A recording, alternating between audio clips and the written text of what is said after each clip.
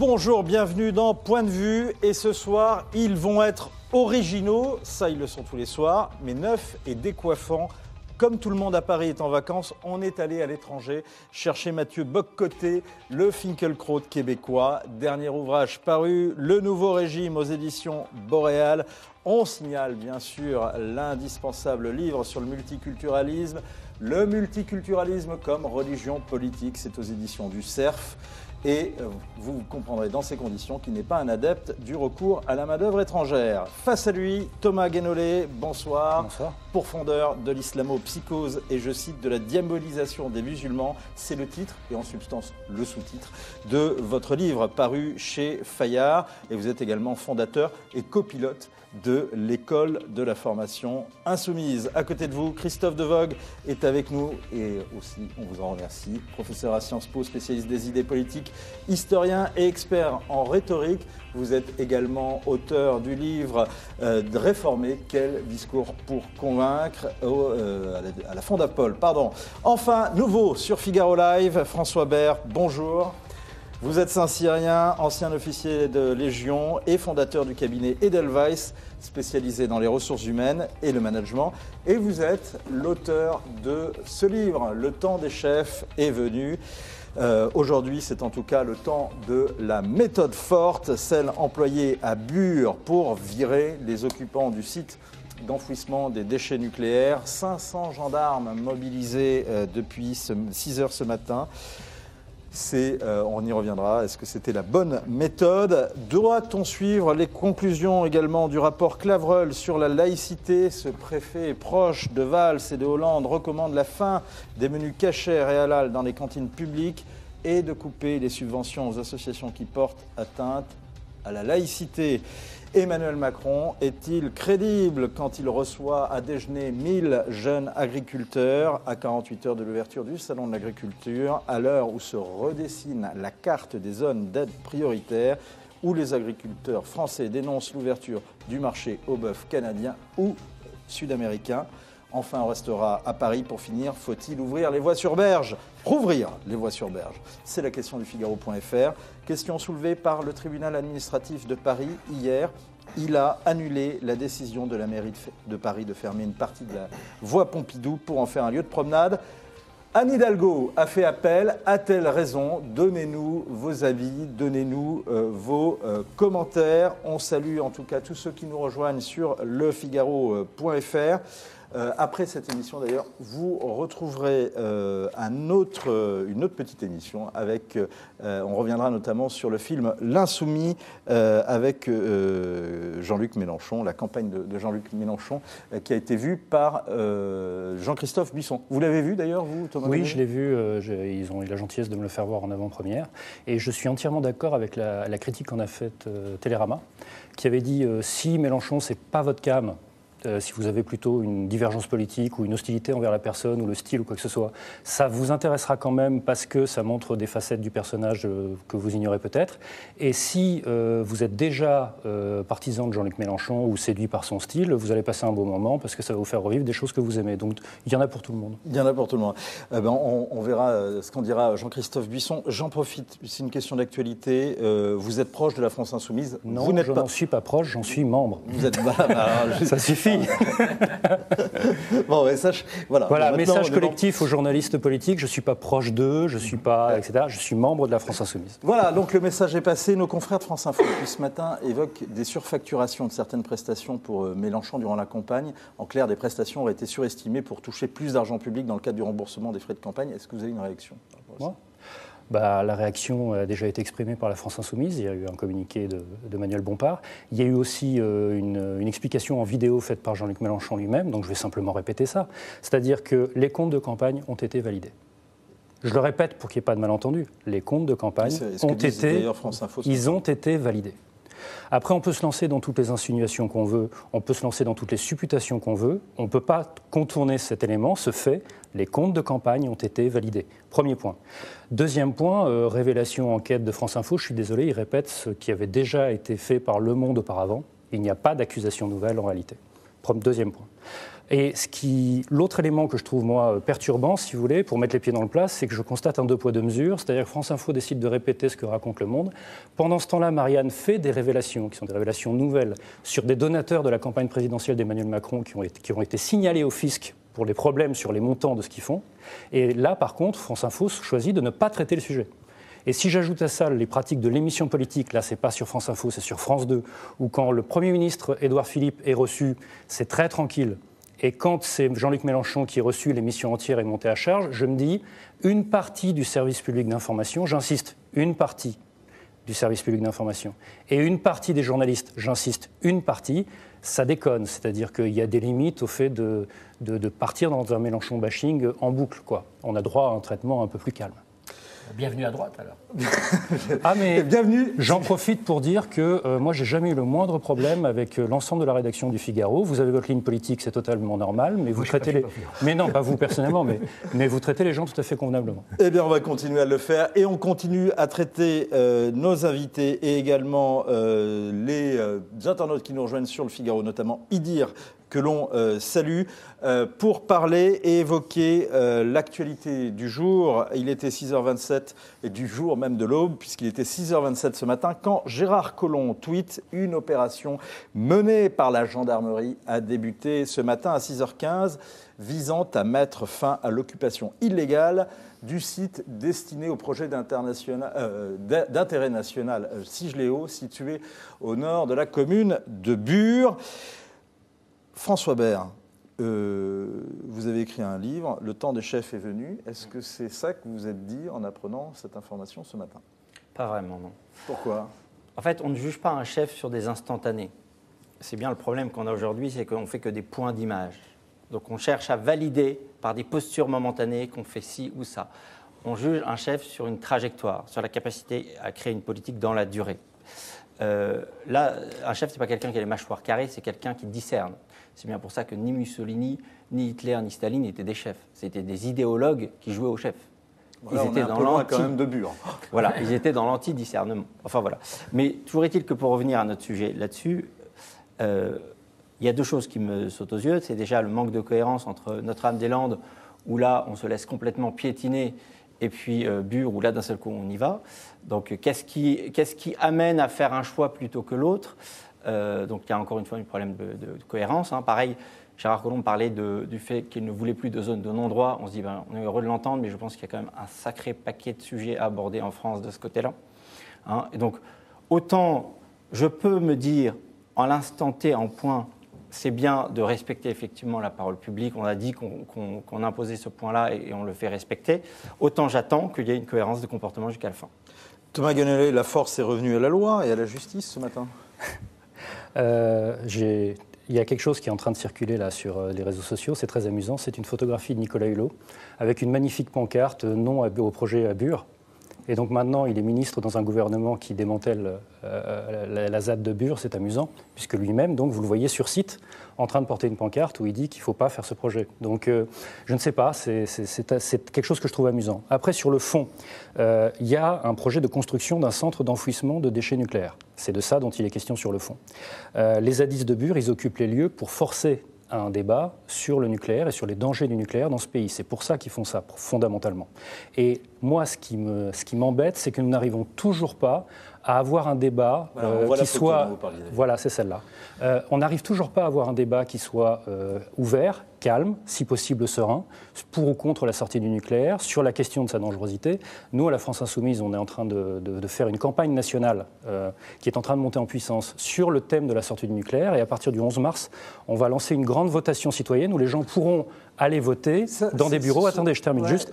Sur la question de la sortie du nucléaire. Ma question, c'est justement, il y a un tribunal qui a rendu... Je suis en train de vous répondre que les zadistes à Bure, ils sont dans l'activisme. Et ils sont dans l'activisme pourquoi? Pour forcer un débat qui, sans ça, est tabou dans ce pays. Mais c'est un activisme illégal.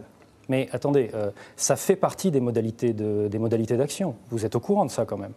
Ça fait partie de la question que je vous pose. En tous les cas, la justice, elle, n'a pas jugé que ça faisait partie des procédures légales d'action. Vous mettez sur le, comment dire, vous mélangez deux débats à mon avis, c'est-à-dire la question de la légalité de l'action et la question de du fondement politique de la démarche. C'est-à-dire que dans le militantisme politique, vous pouvez choisir ou refuser dans votre panel d'actions des actions qui vont être illégales. Ça fait partie des choses, des occupations de locaux, des occupations de facs, des choses comme ça. Ça fait partie depuis des décennies et même des siècles. Je voudrais vous rappeler que la Révolution française était illégale. Alors Christophe Devogue, qui est prof... Complètement illégale du point de vue de l'Ancien Régime. Mais je ne suis pas juriste. Hein. Enfin, évidemment, dès qu'on s'affranchit du droit, Dieu sait où on va. Et justement, la Révolution française en est un bon exemple. Et tout le monde sait où elle était arrivée. Je vois très bien d'ailleurs le chemin que vous tracez devant nous. Mais la question, c'est de savoir si on est dans un état de droit... Excusez-moi, mais ce procédé rhétorique est un choix caricatural, vous ne devriez pas faire ça.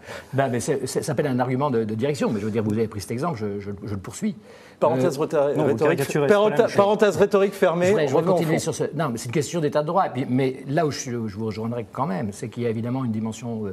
comme je crois d'ailleurs, aucun d'entre nous n'est vraiment juriste à cette table, mais il y a une dimension politique qu'il faut bien voir. Je crois qu'il faut justement... Quand on parle de la contradiction avec Notre-Dame-des-Landes... c'est ce que fait Constantin. Oui, on peut aussi renverser l'argument justement et dire, justement parce qu'il y a eu Notre-Dame-des-Landes, c'est-à-dire ce renoncement aux décisions de justice et à la décision populaire, n'oublions jamais quand même ce référendum, que le gouvernement là, en quelque sorte, ce que vous disiez, est en train de montrer un petit peu d'autorité, voire d'autoritarisme. Donc ça, politiquement, on voit très bien que là, il veut s'affirmer en régalien.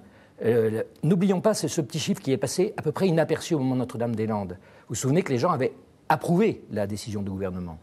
Mais la deuxième question a souvent été oubliée. Avez-vous cédé, est-ce que le gouvernement a cédé aux zadistes?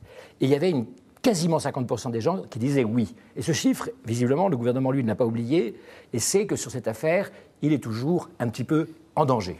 Mathieu, ça vous a impressionné ce qui s'est passé ce matin et quel regard vous portez justement sur ce débat? Deux choses. La première, j'ai l'impression d'y voir un geste d'autorité compensatoire, c'est-à-dire à défaut d'avoir manifesté de l'autorité lorsque c'était le temps, d'autres circonstances ou en d'autres lieux. À Notre-Dame-des-Landes, par exemple. Ça peut être un exemple. C'est ce que dit d'ailleurs, je vous coupe, Joël Hayan, il va falloir que le gouvernement explique pourquoi ils sont aussi rapides et énergiques pour évacuer des opposants à un projet qui peut être mortifère pour nos populations environnantes, alors que pour Notre-Dame-des-Landes, c'était bien différent. Une fois que c'est dit, le respect de la loi n'est pas optionnel, à ce que j'en sais dans une démocratie. Et de ce point de vue, lorsqu'on vient justifier la transgression du droit, la transgression de la loi, au nom des modalités possibles de l'action citoyenne, je réponds que les gens assument les conséquences de leur transgression et qu'ils rencontrent les autorités, les services d'ordre, la police et ainsi de suite. Mais c'est un risque assumé. Hein. C'est un risque assumé, mais alors là, de ce point de vue, il est légitime. On présente sous le signe de l'autoritarisme dans les circonstances, ce qui n'est rien d'autre qu'une réaffirmation de l'état du droit tel qu'il se présente. Et donc, cette manie de lier l'affirmation de la loi à l'autoritarisme, je trouve que c'est une forme de renversement étrange de la situation. Vous aurez noté que moi, je n'ai pas dit ça. Non, mais j'entends les gens. Mais par contre, ce qu'il y a, c'est que ce matin, on entendait un certain nombre d'opposants aux enfouissements des déchets nucléaires qui dénonçaient la méthode, qui dénonçaient la brutalité de la méthode. Pas le même sujet. Alors que, finalement, objectivement, il y a eu peu de heurts. Le débat sur est-il légitime d'appliquer une décision de justice est une chose. La méthode employée, le degré de violence dans l'activité policière est un autre débat. Et donc, par exemple, un certain nombre de personnes, notamment à gauche, effectivement, ont eu comme réponse de dire il était peut-être préférable d'avoir une concertation préalable, un dialogue préalable, plutôt que d'envoyer directement la charge. On peut être d'accord ou pas avec ça, mais ce n'est pas la même discussion. Ouais, moi je dirais, il y a deux choses. Je trouve louable le fait, au vu de ce qu'il y a eu à Notre-Dame-des-Landes, d'aller vite et bien plutôt que de laisser les choses s'enliser. Plus tôt on intervient, c'est exactement quand on intervient sur des conflits à l'extérieur, plus tôt on intervient, moins on laisse les choses se dégrader.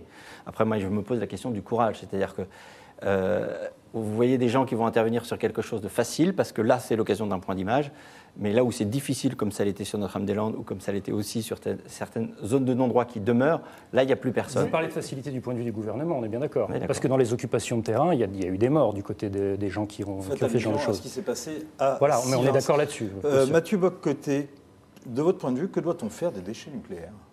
autre chose. Je pense que, mon Dieu, je ne suis pas spécialiste en gestion des déchets nucléaires, comprenons-nous. C'est un vrai problème qui se pose aux démocraties. Qui se pose partout dans les démocraties, qui se pose tout simplement, c'est la question plus large de la pollution, des questions écologiques, des questions environnementales, des questions qui sont immenses. Mais si vous m'aviez invité sur le plateau à la question « Que faire avec les déchets nucléaires ?», j'aurais refusé gentiment votre invitation. La question... J'ai été un journaliste malicieux, comme le sont tous les journalistes, de part et d'autre de l'Atlantique. Je suis un invité consciencieux, alors je ne réponds que sur des questions sur lesquelles je crois avoir quelque chose à dire. Et s'il y a une chose qui me semble importante de rappeler, cela dit, c'est que dans le discours public contemporain, on présente trop souvent, d'une certaine gauche d'ailleurs, présente comme sous le signe de l'autoritarisme, la simple application du droit, et au même moment, et ça je constate que c'est présent plus largement en Europe, une banalisation, dis-je, de la notion de zone de non-droit, qui s'applique là, qui peut s'appliquer dans d'autres circonstances peut-être. Qu'on accepte l'idée qu'il y a des zones de non-droit, des zones qui se dérobent à la souveraineté de la nation, des zones qui se dérobent à la souveraineté de l'État, et qu'on banalise ça, qu'on normalise ça, ça me semble assez inquiétant en tant que tel. C'est consentir, sans le dire, en le maquillant symboliquement, à une fragmentation du territoire national.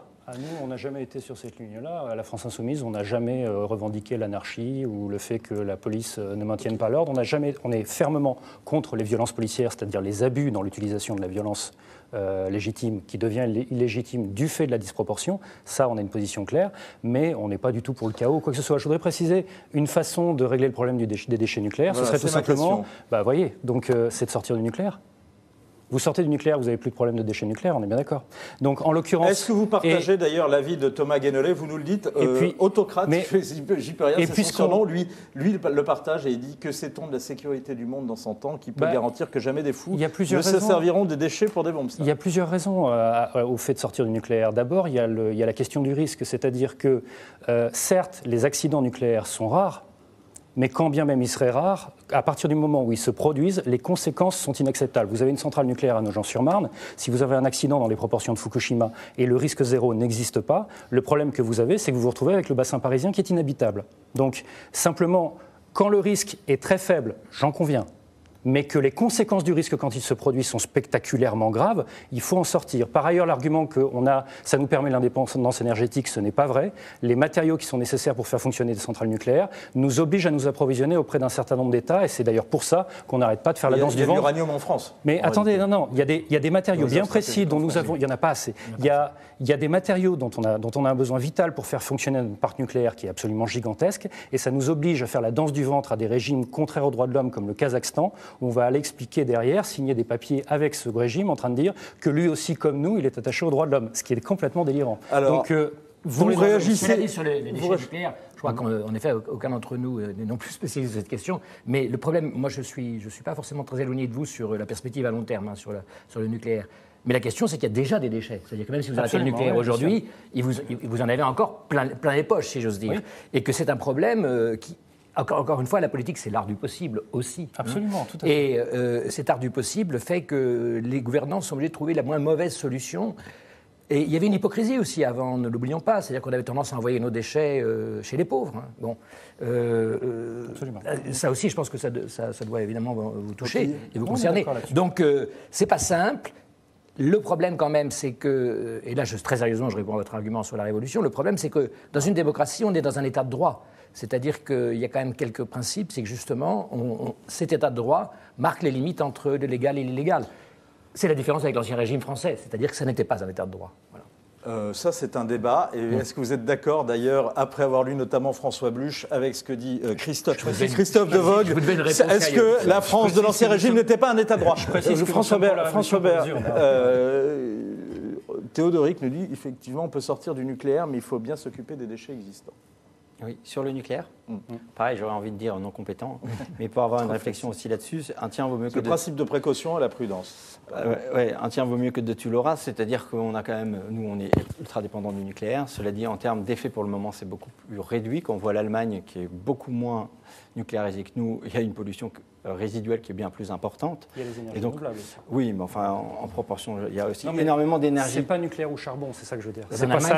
Oui, mais enfin en proportion, en Allemagne, il y a une énorme proportion. On n'est pas condamné à montrer que c'était. Non, mais à l'heure actuelle, dans l'arbitrage, ce n'est pas obligatoire à copier, c'est ça que je veux dire. Oui, mais dans l'arbitrage actuel, vous voyez bien que effectivement, là quelque part, il y a un arbitrage à faire entre le fait d'avoir pour le moment de la pollution et de s'écarter un risque majeur mais pas sûr, et de l'autre côté, garder un risque majeur mais contrôlable et ne pas avoir cette pollution. Je suis content que vous souleviez la question en ces termes-là, parce que nous, ce que nous proposons, c'est une sortie progressive du nucléaire. C'est pas on appuie sur un bouton, on arrête toutes les centrales et maintenant qu'est-ce qu'on fait? C'est une sortie graduelle du nucléaire en développant à proportion les énergies renouvelables jusqu'à ce qu'on arrive à 100% d'énergie renouvelable. Nous, c'est ça qu'on propose. Ça prendra du temps parce que dans les énergies renouvelables, ça prendra quelques années, mais je voudrais rappeler que limitée. le coût, juste pour être précis, le coût du maintien en l'état du parc nucléaire vieillissant est astronomique, et donc le fait de passer au 100% d'énergie renouvelable devient financièrement plus rationnel que de maintenir le parc nucléaire. Alors le débat est lancé, et puis pour lancer... Le débat est autorisé. Le débat est autorisé et lancé, on la rabordera de toute façon sur ce plateau, avec également l'objection de cet internaute. Pour le solaire, il faut des terres rares exploitées dans des conditions abominables, notamment en Chine ou en Mongolie. Est-ce que c'est vrai, est-ce que c'est faux? Le débat continue sur Twitter. On vous a interrogé justement sur les méthodes utilisées à Bure. Était-ce la bonne méthode? Eh bien, ceux qui ont répondu oui à 54%. Et c'est effectivement ce qui vous surprend, c'est que c'est serré. Normalement, a priori, les comptes qui vous suivent sont plus d'accord que la moyenne avec votre ligne éditoriale, c'est tout ce que je dis. Et donc c'est intéressant de voir qu'il y a une partie du lectorat plus à droite que la moyenne qui considère que la méthode n'allait pas. C'est tout ce que je dis. Alors, on verra, peut-être les réseaux sociaux pourront nous dire justement qui se mobilise dans ce genre de vote. On précise que ce n'est pas un sondage, c'est juste une question Twitter. Une autre question porte sur la laïcité. Doit-on suivre les conclusions du rapport Clavreul? C'est l'info révélée par Le Figaro, un rapport d'une 40aine de pages intitulé « Laïcité, valeurs de la République et exigences minimales de la vie en société » est donc publié. Son auteur, c'est Gilles Clavreul, préfet proche de Manuel Valls. Le texte fait plusieurs recommandations. Vous envoyez 3 d'entre elles, notamment développer des conférences d'actualité sur les sujets de société dans les administrations publiques, conditionner le soutien de l'État à l'engagement de respecter et de promouvoir les valeurs de la République, et enfin une formation laïcité pour tous les agents de l'État d'ici 2020. Thomas Guénolé, je reviens vers vous. Le rapport fait un état des lieux. Il fait notamment ce constat, je cite, « Dans les lieux où la population de confession musulmane est présente, parfois de façon très majoritaire, le rapport à la République se tend sous l'effet d'une foi très revendiquée. » C'est ce qu'écrit donc Gilles Clavreul, préfet proche de Manuel Valls. Enquête quantitative scientifique publiée par l'Institut Montaigne. Vous avez un peu moins de la moitié de la population de confession musulmane qui est déjà assimilée ou en voie d'assimilation. Après, vous avez un quart, un peu plus en réalité, qui sont intégrés. Alors la différence entre assimilé et intégré, c'est qu'intégré, vous gardez une pratique religieuse importante, vous êtes pratiquant, mais dès qu'il y a des éléments qui rentrent en contradiction avec les valeurs dominantes en France, vous laissez tomber ces éléments de votre pratique et ça ne vous pose aucun problème. Et il y a un quart qui reste, qui est un quart réfractaire, c'est-à-dire qui va être contre l'égalité homme-femme, par exemple, ou ce genre de choses. Il est très réfractaire. D'après l'Institut Montaigne, il est très réfractaire. J'entends bien, mais je voudrais, avant de poursuivre, je voudrais d'abord souligner que donc, à peu près les 3/4 de la population française de confession musulmane est déjà intégrée ou assimilée. C'est quelque chose qu'on ne souligne pas assez. Donc il en reste une partie qui est réfractaire, c'est vrai, et je rappelle que ça a toujours été le cas avec les différentes vagues d'immigration qu'on a eues. Je rappelle qu'à une époque, ceux qui étaient avec une pratique religieuse et des visions des choses qui n'étaient pas du tout républicaines, en moyenne, avec une partie significative, c'était les vagues d'immigration qui venaient de la Pologne, de l'Italie, du Portugal, etc. Et ça s'est assimilé en 3-4 générations. Ce processus est normal. Maintenant, je vous réponds sur le fond, sur le rapport. Le rapport sur la laïcité. Bien sûr, bien sûr. Moi, je note simplement que le rapport nous parle d'un nécessaire branle-bas de combat sur les atteintes à la laïcité en provenance des usagers, finalement. C'est ça qu'il nous dit. Et cependant, je voudrais rappeler que les rapports de l'Observatoire de la laïcité, fondés sur des remontées du terrain, nous disent que le problème existe, et donc moi, j'ai aucune raison de ne pas les croire, le problème existe, mais ce problème, il est quantitativement marginal. Donc, moi, ma réponse là-dessus, c'est de vous dire, quand le problème existe, il faut maintenir la règle de laïcité qui est très claire. Quand un usager a une réclamation envers une administration ou un service public sur un motif religieux, la séparation de l'Église et de l'État nous dit que la réponse doit être non. Et donc une circulaire aux agents, je dis bien une circulaire qui peut être prise demain, disant « quand on vous demande quelque chose pour motif religieux, vous dites que ce motif n'est pas recevable », faites cette circulaire demain et appliquez-la. Voilà, il n'y a pas besoin non plus de prendre un dispositif comme si on avait une invasion de je ne sais quel communautarisme. Et on pourra en profiter, car ce n'est pas dans ce rapport.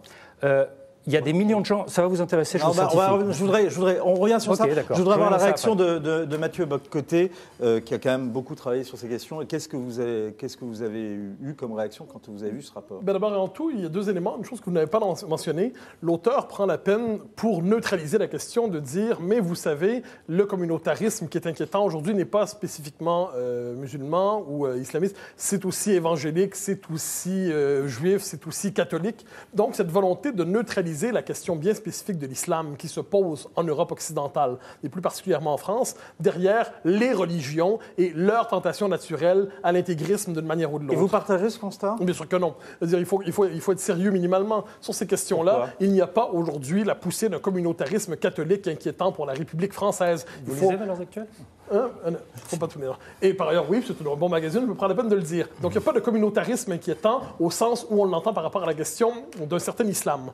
J'ajoute donc que la première responsabilité d'un responsable politique, c'est de nommer les choses telles qu'elles sont et de ne pas chercher à neutraliser, dissimuler, maquiller le réel derrière des catégories trop générales. D'accord, ça c'est le prolégomène. Deuxième élément, qui est très important, une certaine fermeté, oui, et sans le moindre doute. Je note toutefois une tentation très française, mais qui est tout à fait compréhensible, cela dit, vu l'histoire du pays, de réduire la question de ce qu'on pourrait appeler plus largement l'identité culturelle, les mœurs, l'identité du pays, à la seule question de la laïcité. Alors, je comprends bien que la laïcité est le principe à partir duquel on cherche à imposer un cadre commun en France. La laïcité est l'autre nom de la part légitime de l'identité dans l'espace public. Je le comprends aussi.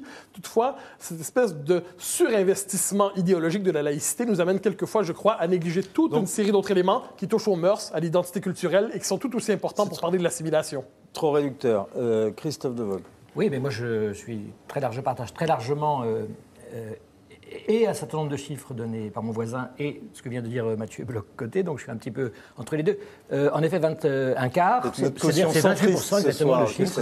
Ce qui est une marge d'erreur. Mais donc 28%, il faut quand même se poser deux questions. D'une part... Le rapport de l'Institut Montaigne auquel vous faites allusion est paru en septembre 2016 et qui avait été donné d'ailleurs dans les grandes lignes par le Journal du Dimanche à l'époque et auquel avait contribué Hakim El-Karoui. Oui, on a également travaillé beaucoup. C'est surtout l'enquête chiffrée qui est intéressante. On a beaucoup travaillé aussi à la Fondapol sur cette question. Ce qui est préoccupant, c'est quand même les chiffres sont bien supérieurs chez les jeunes. Il faut aussi le rappeler. C'est-à-dire le côté justement. Et deuxièmement, ces chiffres, même si vous avez... Si, vous les regarderez. Oui, je les ai regardés, je suis pas d'accord avec vous. Oui, eh bien on sortira. Ils sont beaucoup plus importants dans les tranches les plus jeunes. Et d'autre part, vous avez cette question fondamentale, c'est que si vous avez 25% des gens, c'est beaucoup de monde. C'est beaucoup de monde. Et enfin, le sens de l'évolution, et là, en tant qu'historien, j'ai toujours un peu de peine avec les comparaisons avec les autres vagues d'immigration. Je n'ai jamais assisté à un mouvement de repolonisation, de réutilisation des minorités qui sont venues en France. Là, ce qui est frappant, c'est que c'est depuis 15 ans, et là, on a tous les éléments des sociologues, des rapports publics, etc., qui le montrent, que c'est un mouvement nouveau. C'est justement cette tendance. Alors là, je suis d'accord avec vous. La tendance de long terme qui est à l'intégration, qui est à l'intégration, est contrariée, et ça, à long terme, nous serons tous morts, comme disait Keynes, est contrariée par un fort mouvement qui, il faut quand même bien le dire aussi, est inspiré par un certain nombre de puissances extérieures. C'est archi démontré par les spécialistes de l'islam. Donc cette question est préoccupante, parce que 25% des gens, je vous rappelle, ça fait combien de monde sur la communauté musulmane? Faites le calcul, ça représente des centaines de milliers de personnes. Si je peux me permettre, il y a une variable qui compte, cela dit, quand on raconte l'histoire de l'assimilation, c'est qu'on se retrouvait traditionnellement dans une nation qui ne doutait pas d'elle-même, qui n'était pas pénitentielle, qui ne s'accusait pas perpétuellement de... Non, pas du tout. Un instant. Qui n'accusait pas... Je ne commençais pas avec Jussieu, on parlait des vagues d'immigration à travers l'histoire. Justement, ça arrive après. Un instant. Et je dis que cette tentation pénitentielle de toujours s'accuser de pratiquer des discriminations lorsqu'on fait des politiques d'assimilation, cette tentation de se présenter toujours avec une mauvaise image de soi, qui n'est pas nécessairement ensuite désirable pour ceux qui rejoignent un pays, je pense qu'aujourd'hui, on sous-estime, et c'est pas seulement vrai en France, c'est vrai partout dans le monde occidental, des nations pénitentielles qui se sont converties de près ou de loin à une version ou une autre du multiculturalisme ou une version ou une autre de l'antiracisme militant, déformé. Mais là, c'est pas pénitentiel.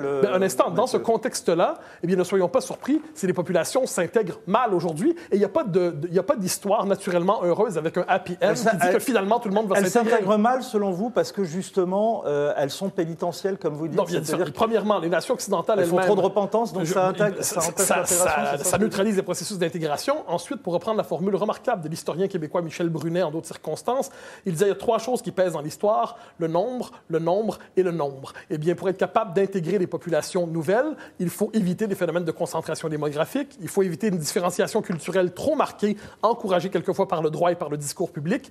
Autrement dit, les conditions ne sont pas réunies aujourd'hui pour avoir une intégration ou une assimilation réussie. De ce point de vue, si ce rapport est peut-être un pas dans la bonne direction, il ne représente certainement pas tout le trajet à faire pour rebâtir une intégration véritable. François Bert, le petit jeune n'a pas encore parlé. Un point de départ et 2 idées derrière. Point de départ, c'est qu'on juge toujours trop les choses en instantané. Je reviens toujours sur ça. La politique, c'est l'art de la durée, des trajectoires et de voir comment les choses se font.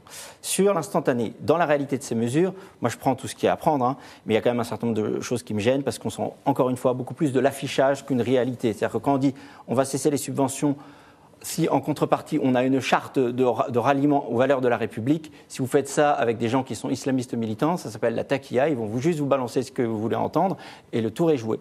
Donc c'est pas ça, voilà, ou comme faire des conférences, ou comme faire des formations. Le problème, c'est que vous allez avoir toujours des gens qui vont dire oui, c'est super, mais c'est pas ça qui va changer. Sur l'analyse de fond, il y a là encore 2 choses. Comprendre l'islam pour voir justement la tendance. C'est-à-dire qu'il y a quand même, il ne faut pas oublier 2 choses. La première, c'est que l'islam est dans une logique d'observance et d'une observance collective. Donc il y a des phénomènes de groupe. Là-dessus, vous avez en plus une absence de clergé, donc une absence d'autorité régulatrice. Donc même si on est réduit à 25%, le problème, c'est qu'à partir du moment où vous avez une influence dans une communauté à un moment donné et que c'est une influence militante, vous n'avez pas de frein. Et vous regardez la plupart des pays du monde, vous regardez, prends juste un exemple banal comme Djibouti où tout se passait bien, il suffit qu'il y ait un petit groupe qui arrive et on se retrouve en quelques mois avec des gens qui se font poignarder. Accordez-moi que ce n'est pas comparable à la situation française. Non, mais si, enfin, dans le Djibouti, sens où quand même. Faire des statistiques, je peux vous prendre je ne sais combien d'autres pays du monde et je ne sais combien d'autres zones en France où c'était tranquille, puis c'est monté, et puis on arrive avec les femmes qui ne viennent plus dans les bars. Donc ça va très vite. Mais faire des statistiques pures, ça n'a pas de sens quand on sait qu'il n'y a pas de frein interne et qu'à partir du moment où il y a une radicalité qui repose sur la loi avant tout, il y a une difficulté à réguler tout ça. Enfin, dernière chose, et là je rejoindrai ce que vous disiez sur la partie culturelle, c'est qu'il faut pouvoir effectivement avoir une alternative, c'est-à-dire faire adhérer les gens sur les valeurs de la République. Excusez-moi, mais moi je ne me lève pas le matin pour les valeurs de la République. Vous voyez, si je prends une image, c'est comme si vous demandiez à Maria Callas de renoncer au répertoire classique pour chanter en boucle la chanson des Enfoirés, quoi. Je ne vois pas le rapport, mais admettons. Non, je vous le dis. Je vous parle en toute candeur, comme la France, ça ne se réduit pas aux valeurs de la République. Vous me dites Thomas Guénolé, pour le reste, il a lu Lénine, François Bert, parce que la minorité déterminante... Je ne vois toujours pas le rapport. Non. Si, sur la minorité agissante. Oui, voilà. Alors... si on observe effectivement, moi je vous ai dit, je raisonne sur le processus au fil des générations, et donc effectivement la dynamique fondamentale, c'est celle de l'assimilation et l'intégration de la population française de confession musulmane. Encore une fois, à l'heure où je vous parle, les intégrer et les assimiler, c'est 3/4 des Français de confession musulmane. Je le répète pour que ça rentre. Ensuite, la pratique religieuse chez les jeunes est en plein effondrement, à l'heure où je vous parle. Allez dans une mosquée. La moyenne d'âge, c'est pas des jeunes, c'est pas vrai. Par ailleurs, je voudrais... Attendez, excusez-moi, je voudrais juste terminer. Personne n'a dit le contraire. Je voudrais juste... Mais donc, les Français de confession musulmane sont en processus de sécularisation en réalité. Après, je voudrais quand même rappeler un autre élément, c'est que si on prend l'assimilation des Français de confession catholique, j'ai bien dit de confession catholique, aux valeurs républicaines, qui initialement n'étaient pas les leurs. D'accord ? Au début du XXe siècle, d'accord ? Quand les Français de confession catholique, attendez, se sécularisent... Parce que là, vous lancez un autre débat. Si. Quand ils se sécularisent... Laissez-moi finir juste. Quand ils se sécularisent massivement au début du XXe siècle, qu'est-ce qu'on observe à ce moment-là ? Une minorité... Je ferais parier que ce serait à peu près un quart, qui, eux, adhèrent au projet de l'Action française de Charles Maurras, qui est pour le rétablissement d'une religion d'État, et pas d'un califat, mais d'une monarchie de droit divin. Et dans cette minorité, vous avez une minorité encore plus infime, ça s'appelle la cagoule, qui, au nom de la même idéologie, veulent poser des bombes. Tout ça n'est pas à la même époque. Attendez la conclusion. Aujourd'hui, pas d'amalgame. Attendez la conclusion. Je vous dis juste que l'existence d'une minorité radicale et dans cette minorité radicale d'une minorité violente, moi j'affirme que c'est un symptôme du fait que la grande masse est en train de se séculariser. Vous ne croyez pas à la théorie des minorités agissantes? Il y a une minorité agissante et potentiellement violente, ou à tout le moins radicale, donc bonne nouvelle, la majorité s'intègre. C'est pas ce que je vous dis. Je vous dis que cette minorité est un résidu. Comparer la question du catholicisme français au début du XXe siècle à la question de l'islam, ou plus d'un certain islam aujourd'hui, c'est jouer d'une comparaison historique si grossière qu'elle abolit votre réflexion, pardonnez-moi. De ce point de vue, on se trouve devant un phénomène historique neuf, singulier, qu'il faut penser, un événement en tant que tel, c'est-à-dire des vagues migratoires massives qui mettent en contact des civilisations qui n'ont pas un rapport strictement sous le signe de l'harmonie. Et me semble-t-il que penser la singularité de cet événement sans le rabattre sur le début du XXe siècle en France, me semble-t-il que ce n'est pas exagérément audacieux. En clair, avec des mots extrêmement compliqués, vous avez dit c'est pas pareil et sans le démontrer. OK. Bon, d'accord. Si vous voulez. Alors, qu'est-ce que vous en faites? Qu'est-ce que vous avez démontré, sinon votre art de la confusion? Mathieu Bock-Côté, Thomas Guénolé, on va justement demander aux internautes ce qu'ils en pensent et comment ils reçoivent vos arguments.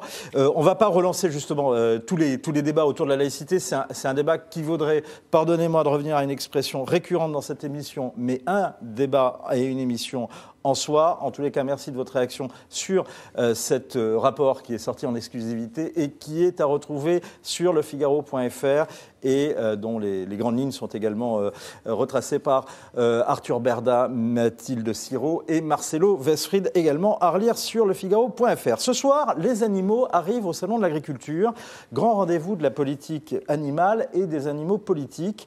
Emmanuel Macron, lui, y est attendu samedi et il craint, selon son entourage, cité par les médias, faut-il les croire, c'est toute la question, d'y être sifflé.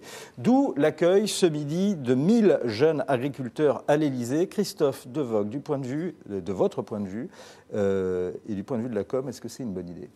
Alors écoutez, moi je m'intéresse d'ailleurs, je corrige tout de suite, à la rhétorique politique, c'est-à-dire à l'argumentation plus qu'à la com. En l'occurrence, j'ai écouté un petit peu ce que le président avait dit aux jeunes agriculteurs tout à l'heure. Il a quand même marqué comme je crois que c'est un petit peu il est dans une phase justement assertive, c'est-à-dire qu'il a dit je veux, vous savez, son fameux je veux une agriculture qui, je veux une agriculture qui. Je ne suis pas certain que ça suffise.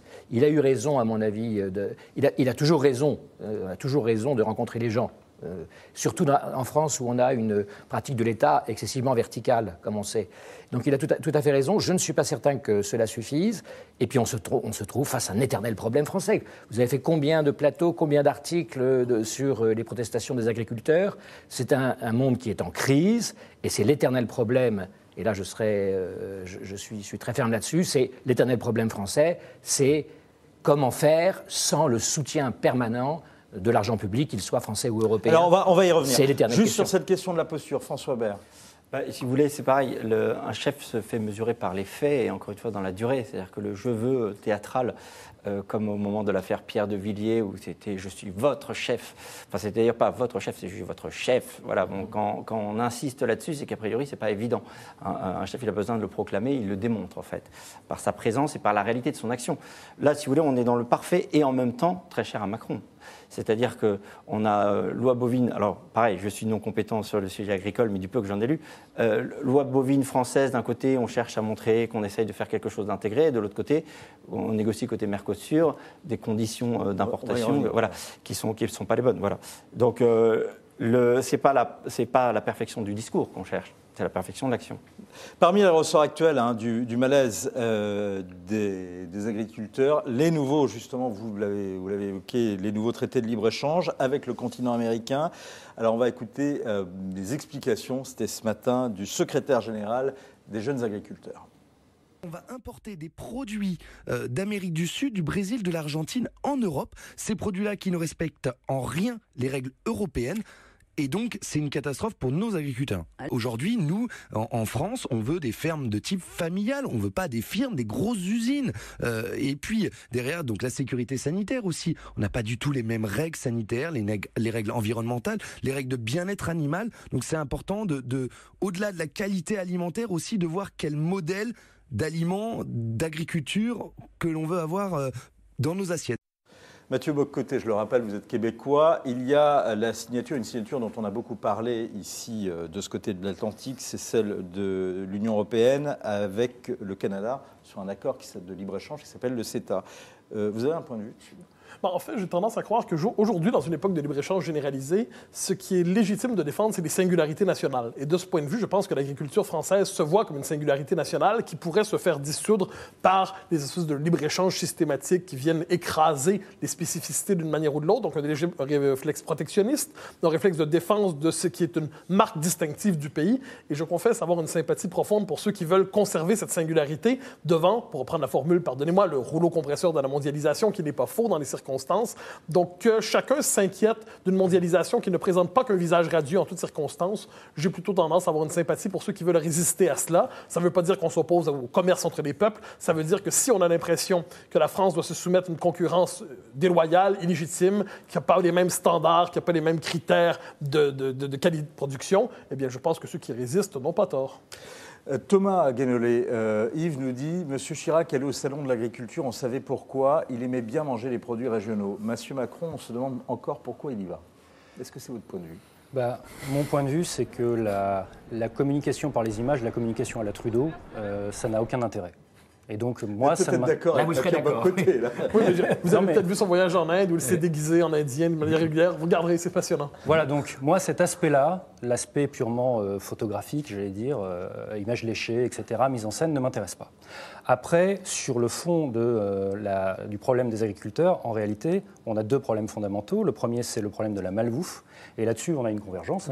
C'est-à-dire que, d'une part, c'est le fruit d'accords de libre-échange qui favorisent un dumping déloyal sur la qualité de la nourriture, sur la façon dont les animaux sont traités, etc., etc., et notamment en provenance d'Amérique du Sud, effectivement. On a aussi un problème de malbouffe par rapport au contrôle en interne, c'est-à-dire qu'en France, on a quand même des scandales sanitaires gravissimes qui nous démontrent que toute la chaîne de contrôle ne fonctionne pas et qu'il s'agirait d'arrêter de supprimer des postes, comme ça a été fait ces dernières années, de contrôle de la qualité sanitaire et du contrôle de la qualité de notre nourriture. Et puis par ailleurs, il y a le problème du productivisme. C'est-à-dire qu'à l'heure où je vous parle, la nouvelle PAC, c'est la politique agricole commune actuelle, ne fonctionne plus sur des quotas. Alors, et donc, vous avez, je termine, on a une course au productivisme avec des prix qui s'écroulent et qui font que les agriculteurs n'arrivent plus à vivre. Et résultat, les agriculteurs sont l'une des professions avec les taux de suicide les plus élevés. C'est vous dire à quel point c'est grave. Alors justement, il y a parmi les ressorts de la mobilisation, il y a le redéploiement d'une série d'aides européennes qui sont destinées à des régions qui sont les zones à défendre. Je voudrais quand même qu'on écoute parce qu'on n'y comprend pas grand-chose. Alors on a allé poser la question de savoir mais quel est le problème au monsieur agriculture du Figaro qui est Éric Delachesnais qui expliquait ça très bien au micro d'Ariane Lecoeur. Bruxelles a décidé que la France revoit la carte de ces zones intermédiaires. Elles avaient des ICHN, donc des indemnités compensatoires de handicap naturel, et ces fameuses ICHN compensaient justement le handicap naturel. Ça peut être une pente, ça peut être une terre mal irriguée, très humide. C'est une aide d'1 milliard d'euros sur une enveloppe globale de 9 milliards, donc c'est pas neutre. Quand même, quand on regarde ça, quand on écoute ça, est-ce qu'on ne se dit pas une question plus fondamentale? Est-ce que l'agriculture française n'est pas malade des subventions? C'est une blague? Sérieux? Vous trouvez qu'elle est malade des subventions? Vous trouvez que le problème, c'est les subventions? Mais vous pouvez retourner la question. Vous pouvez demander est-ce que le Nord américain moyen n'est pas malade de l'industrie alimentaire? Et en dernière instance, quand on regarde, moi je regarde le contrat, ce serait-ce que pour me promener assez régulièrement, il y a un problème massif aux États-Unis, dans tous les sens du terme, qui est l'obésité croissante d'une partie de la population, qui frappe beaucoup moins, qui frappe quand même, mais qui frappe beaucoup moins à ce que j'en sais les Français, qui est un phénomène qui est moins présent ici. Alors, je ne suis pas certain qu'on doive penser seulement en termes de la subvention dans les circonstances, mais de la possibilité pour un pays de se nourrir convenablement. Les agriculteurs n'arrivent pas à vivre de leur travail du fait de prix qui sont trop bas parce qu'on a abandonné le système des quotas de la précédente PAC. Et donc, le problème de recourir aux aides. On est passé au productivisme. Et donc, mieux vaudrait dans ce cas-là revenir au système précédent de PAC où c'était effectivement encadré par des quotas et où c'était compensé par un système d'aide financière, c'est vrai. Mais le problème n'est pas la question des subventions. Les agriculteurs ne se suicident pas parce qu'ils touchent trop de subventions, vous voyez. C'est pas ça le sujet. Parce qu'ils ne vivent pas de leur travail. Ils n'arrivent pas à vivre de leur travail, mais ils n'arrivent pas à vivre de leur travail à cause de la concurrence déloyale. Oui, mais attention, il y a un problème de dumping. Oui, et de malbouffe. Attention, c'est un peu plus compliqué que ça. Il y a aussi un problème de consommation. Et là, quand vous invoquez l'histoire, à juste titre, dans l'immigration, il faut aussi l'invoquer en matière d'agriculture. Quand on parle de scandale sanitaire, il faut quand même ramener les choses à leurs proportions. Jamais il n'y a eu aussi peu de morts en France et en Europe pour des raisons d'empoisonnement, etc. Mais vraiment, c'est un effondrement. J'ai regardé les statistiques récemment, mais il y a 50 ans, mais vous aviez sans arrêt, d'ailleurs, il y en avait même dans les journaux, des histoires d'intoxication, de cantines scolaires. Il y a le problème des produits Non, mais franchement, franchement, l'histoire montre qu'on a une énorme amélioration qui est aussi due à l'Europe et à ses normes, ne l'oublions pas. Non, mais sur les pesticides. N'oublions pas tous les faits, n'est-ce pas? Non, d'accord, mais sur les pesticides, vous êtes d'accord, il y a un problème. Non, mais Christophe, rapidement, parce qu'après, il faut parler d'un une énorme amélioration. D'autre part, dans cette affaire, qui est assez technique, l'affaire de la reconstitution, c'est en fait parce qu'il y a des zones qui sont déclassées, d'autres zones qui sont classées, c'est-à-dire qu'on est quand même dans un système qui est véritablement une usine à gaz. Les quotas, je suis désolé, on les a supprimés aussi parce que c'était impossible, c'était ingérable. C'était l'Allemagne qui voulait plus payer, c'est pas le même sujet. Oui, juste rapidement, est toujours bonne à payer. Christophe, François Bert, et après on passe à Anne Hidalgo parce qu'il reste 4 minutes et ça intéresse les internautes. On a commencé la réflexion sur ce que n'était pas un chef, et si on répond sur ce qu'est un chef, il part de ces bons hommes pour les tirer vers le haut et déployer leur potentiel. On a une paysannerie, une agriculture extrêmement puissante, plutôt que d'en faire des éléments épars d'un plan parfait dans lequel personne s'y retrouve et personne n'est motivé le matin d'être un plan parfait avec des trucs fluctuants, surtout quand c'est géré au niveau européen, c'est de partir de cette réalité-là et de déployer le potentiel en local. C'est ce qu'il essaie de faire. Ceux qui sont totalement dépendants des aides sont des fonctionnaires. À la limite, qu'on les salarie, ça coûterait moins cher. C'est ce que dit Sitch, c'est son point de vue. Et j'en connais quelques-uns, rajoute Sitch, qui dit ceux qui font du bio, qui n'ont strictement aucun souci. Nicole nous dit quand on signe les accords du Mercosur, du CETA et sûrement du TAFTA, on ne peut pas dire aux agriculteurs qu'on est avec eux. Anne Hidalgo a-t-elle raison Alors oui, on regarde la question Twitter. Selon vous, Emmanuel Macron peut-il rassurer et convaincre les agriculteurs? Eh bien, vous êtes très sceptiques. En tout cas, ceux qui ont répondu, vous répondez non à 68%. Anne Hidalgo a-t-elle raison? Elle a fait appel de la décision du tribunal administratif de Paris. La juridiction a annulé l'interdiction aux véhicules d'une partie des voies sur berge. Souhaitez-vous qu'Anne Hidalgo donc rouvre aux automobilistes les voies sur berge? C'est la question qu'on vous pose cette fois-ci sur lefigaro.fr. Ne partez pas si vous n'êtes pas parisien, car ce sont les régions qu'on cite en exemple dans cette affaire. Question par exemple à nos internautes lyonnais. Est-il vrai que la piétonisation des quais dans la capitale des Gaules s'est bien passée? C'est en tout cas ce qu'affirmait Valérie Pécresse ce matin sur RTL. La présidente de la région Île-de-France avait du mal à cacher sa joie. On n'a pas baissé la pollution, on l'a déplacée. On l'a déplacée le long du périphérique et sur les grands axes routiers. Et on a aussi provoqué une hyper-saturation des transports en commun. Tout ça par manque d'anticipation. Alors la mairie de Paris... Pourquoi vous parlez de brutalité aussi? Parce que la mairie de Paris a un refus obstiné sur ce sujet de travailler en équipe, de travailler avec la région qui s'occupe des transports en commun, qui s'occupe aussi des parkings relais, qui s'occupe de la circulation en Île-de-France, refus de travailler avec les mairies avoisinantes. Et donc aujourd'hui, je dis que la mairie a l'occasion de se rattraper. Alors, 72% des internautes, on l'a vu, du Figaro, sont favorables à la réouverture des voies sur berge aux automobilistes. Vous aussi, Mathieu Bock-Côté? Mon Dieu, je ne suis pas un Parisien à ce point où je peux me prononcer de l'intérieur sur cette question, mais je constate une chose, cela dit, suivant ce débat de loin, donc ne le subissant pas, me contentant de le lire, il y a une forme de mépris de l'automobiliste, quelquefois, à la manière d'une trace toxique de l'ancien monde qu'il faudrait persécuter, parce que c'est plutôt agréable de persécuter ceux qui en viennent à représenter le mal dans nos sociétés qui se veulent vertes. Alors, je pense pas qu'il faut célébrer la voiture partout. Je célèbre les transports en commun en Europe. Je trouve que globalement, fonctionner en transport en commun, c'est mieux. Mais je pense que ce qui en exaspère plusieurs, du moins c'est le sentiment que j'avais de mon côté de l'Atlantique quand je vous lisais sur ça, c'était plusieurs avaient le sentiment qu'il y avait une forme de mépris insistant à l'endroit des automobilistes qu'on aimait persécuter en soi. J'ai l'impression que ça fait partie du sentiment, mais je le dis avec une distance de l'Atlantique. Vous adorerez le prochain numéro du Figaro Magazine qui paraît ce jour-ci, qui dénonce la France des interdits. Rapidement, François Bert, parce qu'il nous reste moins d'une minute et il y a encore 3 personnes à parler. Moi, je dirais autisme d'Hidalgo, mais c'est pas nouveau, il serait temps qu'elle l'ouvre enfin. Politique de l'image, c'est-à-dire pareil, la pollution c'est bien, mais paralyser tout le reste juste parce qu'on est obsédé par la pollution, déjà, il y a un problème. Et on s'aperçoit qu'en plus, comme par hasard, ça marche pas. Et qu'on a toujours intérêt à avoir une politique globale là-dessus, sur l'intérêt global des gens. Et puis, je dirais, c'est vraiment la politique de bande par excellence. Et je pense que là-dessus, Hidalgo finira comme Hollande, qui a voulu plaire à tout le monde et qui a réussi à se faire détester par tout le monde. C'est votre avis, Thomas Guénolé ? Moi, ce qui m'interpelle dans ce sujet-là, en réalité, c'est l'état d'extrême saturation, 2 heures à peu près pendant le matin, 2 heures en toute fin d'après-midi, tous les jours, du système des autoroutes et des voies de circulation à l'intérieur des grandes villes. Et donc, moi, je me dis, plutôt que les questions voie sur berge, pas voie sur berge, qu'est-ce qu'on attend pour développer massivement le télétravail ? Il y a plein de métiers qu'on peut faire en réalité depuis chez soi, via Internet. Et rendez-vous compte de l'impact, si on arrive à vraiment faire ça de manière massive, vous allez fluidifier à nouveau les autoroutes, vous allez fluidifier à nouveau les centres-villes, vous allez décongestionner les transports en commun. Ça ne coûte pas 1 euro comme mesure, il faut le savoir. Et donc, en le faisant comme ça, je pense qu'on aurait moins de polémiques et puis ça permettrait aux gens d'avoir un équilibre plus intéressant entre vie familiale et vie professionnelle. Christophe de Vogue, vous êtes dans le temps additionnel. Thomas Guénolé est d'accord avec Valérie Pécresse, on sera obtenu à ça, qui est tout à fait la peau du télétravail. Moi, je suis un fan d'Anne Hidalgo, puisque je suis seul sur la voie qui me conduit, la voie sur berge, qui me conduit en vélo tous les matins de chez moi à Sciences Po. Donc vraiment, je suis un privilégié. Néanmoins, comme je pense un peu à tous ceux qui souffrent juste au-dessus, je considère qu'elle a tout à fait tort et je vous annonce que, sans prendre trop de risques, elle perdra la mairie de Paris aux prochaines élections. Le pari est pris, c'est le pronostic de Christophe de Vogue. Est-ce que vous êtes d'accord ? Vous pouvez continuer à nous le dire. Le temps des chefs est venu, c'est le livre de François Bert, c'est chez Edelweiss. On vous recommande bien sûr sa lecture.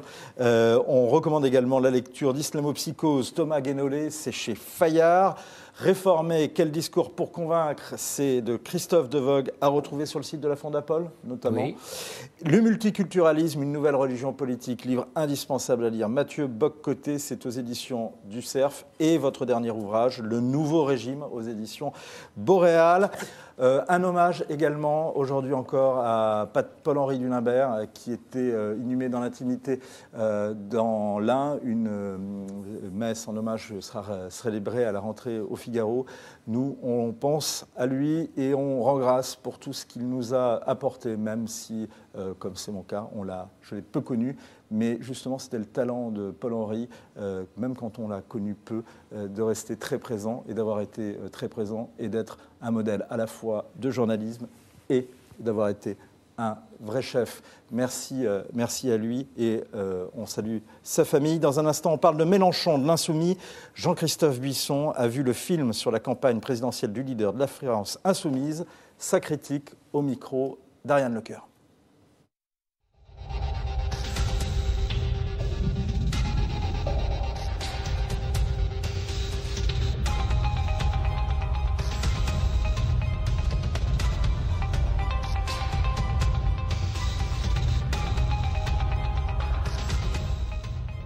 De Gilles Perret qui est engagé, qui est plutôt favorable aux idées de Mélenchon. Donc évidemment, c'est pas un film à charge, loin s'en faut.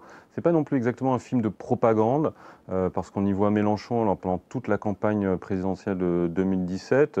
On le suit au jour le jour, quand il prend le train pour aller à un meeting, quand il sera à Marseille ou à Lyon, quand il va visiter un chantier naval, quand il va visiter une ferme bio. Il y a un petit côté Martine à la plage, c'est-à-dire Jean-Luc dans le train, Jean-Luc en meeting, Jean-Luc en conférence de presse, Jean-Luc sur un plateau de télévision.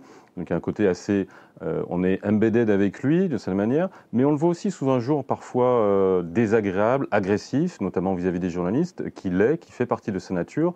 Et le film a cette honnêteté, sinon de donner la parole à des adversaires, ce qui n'arrive strictement jamais dans le film, c'est en quoi c'est vraiment un film qui est plutôt réservé aux gens qui ont un peu de sympathie, voire beaucoup pour Jean-Luc Mélenchon. Mais c'est un film aussi qui montre les contradictions, les aigreurs, la fatigue que peut avoir Jean-Luc Mélenchon. Et c'est pour ça qu'on ne peut pas le cataloguer comme un pur film de propagande. Et c'est un film vraiment intéressant. Allez, on s'en va. Au revoir. Bonjour, ça se trouve, ce type est au pouvoir et vous êtes au courant de rien. Qui aurait imaginé il y a encore 2-3 mois, des gens en train de crier on va gagner dans un meeting que j'animais. 4, 3, 2... J'aurais pu te bordéliser ton plateau. Il ne faut pas me tutoyer, monsieur Mélenchon. Donc là, les courbes se sont croisées avec Hamon, et maintenant, on s'occupe du suivant dans la liste. Le suivant dans la liste, c'est monsieur Fillon. C'est un film vraiment intéressant, qui nous donne des indications, d'abord sur l'intelligence politique de Jean-Luc Mélenchon, qui, je trouve, a des analyses, des dynamiques politiques en France et en Europe contemporaine qui sont assez justes. C'est aussi ses limites, c'est aussi sa façon de jouer avec ses propres convictions, y compris ses convictions passées trotskistes, qu'il essaye de noyer dans un magma contemporain qui fait un petit peu illusion, il est vrai, mais on le voit aussi dans sa bagarre à l'intérieur de la gauche, contre la gauche. Il dit d'ailleurs cette phrase qui est intéressante, il dit « Moi, je ne suis pas là pour rassembler la gauche, je suis là pour fédérer le peuple ». C'est intéressant parce que ça dévoile aussi un aspect du personnage de Mélenchon qui est très frappant, qui est, malgré son discours, à dire « Je ne suis que le représentant du peuple », à la limite un tribun du peuple, comme sous la Rome antique au 5e siècle avant Jésus-Christ, je suis quand même là pour fédérer, pour incarner quelque chose, moi, Jean-Luc Mélenchon.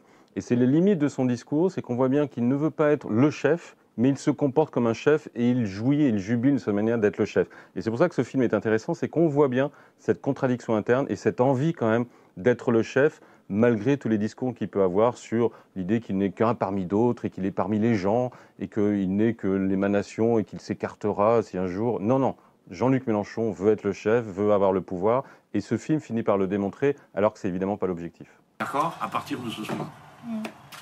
Collez-vous-le bien dans la tête, parce que ça va vous donner de la respiration. Et sinon, on aura bien travaillé, et puis voilà. Moi, la grande réserve que j'ai, c'est est-ce que ça mérite d'aller au cinéma ? Ma réponse est non, ce n'est pas du cinéma, c'est vraiment du documentaire télévisé, monté avec une certaine monotonie, une succession de scénettes, de séquences. Il n'y a pas beaucoup de mise en scène ou de montage cinématographique. Donc, moi, ce qui me gêne surtout, encore une fois, c'est que ça occupe des salles de cinéma alors qu'une diffusion à la télévision serait, à mon avis, parfaite. Mais peut-être que ça ne fera qu'encourager un peu la paranoïa de Jean-Luc Mélenchon sur le sujet, dire mais aucune chaîne de télévision n'a voulu diffuser ce film qui était trop sympathique pour mes idées, c'est bien ce que je pense, tout le monde est contre moi, etc. Donc tout ça fait partie du jeu médiatico-politique qu'on connaît par cœur.